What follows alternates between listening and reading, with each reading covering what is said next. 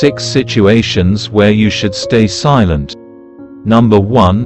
When your judgment is clouded. The first case, when you should not speak up, is when you are having trouble thinking clearly. This can be for many reasons. Maybe you are tired, or under the influence, or full of anger or anxiety. In these situations, it's better to wait a little before you speak your mind. If you don't, it is possible that you will say something you will regret afterward. If you give your ideas time to mature and still think the same way, you can talk about it later, but not when you are compromised emotionally, or in other ways. Number 2. When your words will be hurtful. The second situation in which you should not speak up is when your words are more likely to be hurtful beyond being useful. Sure, there are situations when others need to hear the truth, harsh as it may be, but these situations are rarer than we think. Consider whether the words you want to speak are going to be useful, or if you are acting to hurt the other person. Number 3. When your opinion doesn't matter. The next situation when you should not speak up is when your opinion is irrelevant. It's never easy to admit and accept it. However, it's very important even if our ego doesn't agree.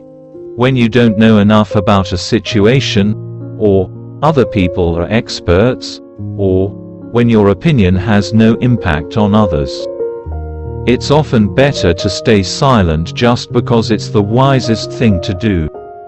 Silence is the best answer to someone who doesn't value your words. Number 4. When you don't have enough evidence. Sure, in some situations we are free to speculate and speak up, even if we don't have evidence. However, this is not always true. When we are talking about something that will likely have a big impact on another person, for instance on their physical and mental well-being, we should not offer information that is not certain. Hearsay might be fine in some contexts, but if our hearsay can sway a big decision, it's best not to speak. Say for instance, that a person is considering whether to use a medication that might help them. It's best not to bring up a rumor about a friend of a friend who used that medication and had side effects, unless you are certain it's a fact and not a rumor. Number 5. When asked not to speak.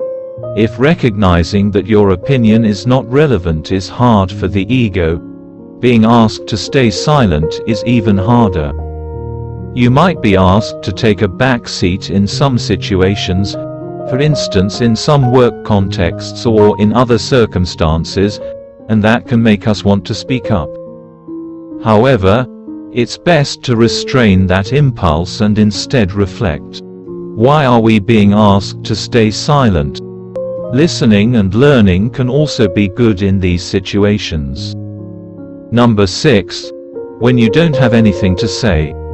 Just because you feel you ought to add something doesn't mean you should. Instead, you might support what someone else has said.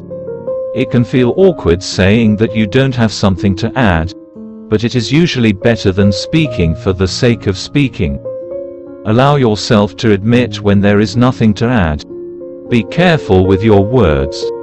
Once they are said, they can be only forgiven, not forgotten.